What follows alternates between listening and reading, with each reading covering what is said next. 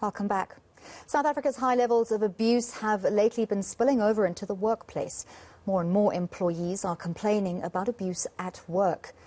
Workplace bullying is a sensitive topic because people don't really speak out about it out of fear of retaliation. But with mental illness on the rise, it has become important to start creating awareness about this kind of abuse.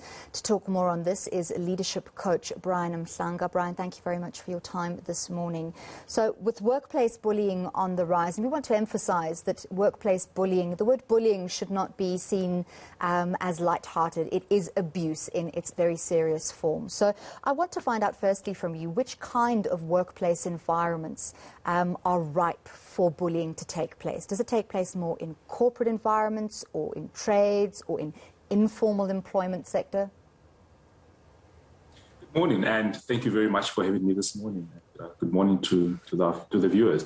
So there isn't a particular environment that is rife for bullying. I think for bullying to take place, all you need is to have specific people or groups of people who are targeting individuals or even a group of people. And this could be in the form of spiteful comments, offensive remarks. It could be direct intimidation. And sometimes it is overt, and sometimes it's not overt. So it's very difficult to pinpoint it unless you really have the eye for it. Then you can pick it up. But it's very difficult to pick up bullying. It's very difficult. So one cannot be reduction. Yeah.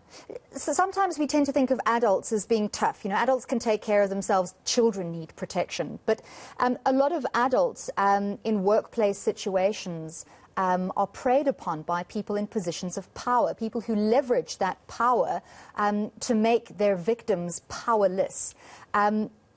How can victims speak out, approach their HR systems that should be in place to deal with this kind of thing, and avoid reprisals? Because the last thing you want is to speak out and then be further labelled, be ostracized, be removed from opportunities. Look, it's a form of abuse, and like with all abuse, the abuser usually probably has credibility within the community or within the organization. So sometimes when you come out and you say, I've been abused by Nthabiseng, and everybody then says, really, Nthabiseng, but she's such a good person, or he's such a good person. And people make excuses for Nthabiseng's behaviors and attitudes. And I think what we then encourage people in corporates, both public and even private, is to start keeping a record of that, and at times to even have witnesses who can bear witness to what happened or what did not happen or what was said. So it's very important that in the workspace, people are aware that this is a possibility. It's not something that only affects our children in schools, but it's something that we take into the corporates with us, and it needs to be addressed. Could bullying take place out of ignorance? South Africa is a very unequal place, and some people might not realize they're bullying someone out of superiority or perceived superiority. No, the bully knows exactly what they're doing. They know exactly what they're doing. They know that they're either abusing their power or their position and their role. They know exactly what they're doing. So one cannot plead ignorance. It's like saying the abuser does not know that they're abusing their victim. It's not possible. They really know. It's really targeted. It's really targeted. What processes should businesses, large corporates and small businesses alike, be putting in place to try and safeguard against bullying in workplaces? Okay, so there are two routes that organizations could take. One is the route of looking at it from an employee wellness and well-being perspective. So that has to be taken care of. In that context, there has to be, an organization has to create what we call psychological safety, right? Psychological safety is where employees really have that opportunity to ask those tough questions, to challenge authority, to make mistakes, and to realize that they can be supported. With psychological safety also comes the whole notion of what we call these days in organizational development perceived organizational support. And employees really feel that it's not just talk shop. They really feel that they are supported in all their efforts, they're supported in their work, and they're supported in their initiatives. Once you've got psychological safety, employees are in a position now to be creative and to be productive and to experiment. That's one level from a wellness perspective.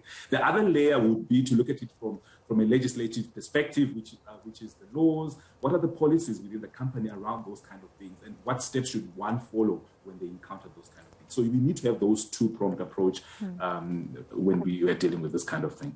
Brian, I'm thinking of employment in the informal sector. So many people in South Africa are reliant on informal employment. I'm thinking of domestic workers specifically.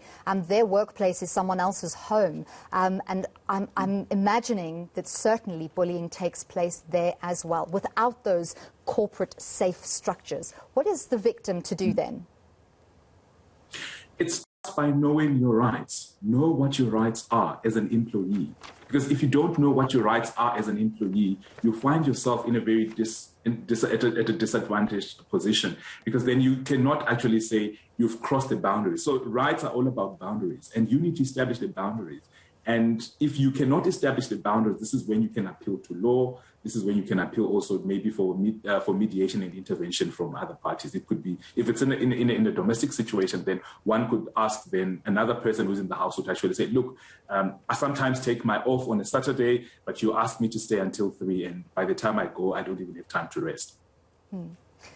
Very valuable advice. Thank you very much, Brian. I do apologize. We're going to have to leave it there. Thanks for speaking to us and for your insights. That was leadership coach Brian Mhlanga.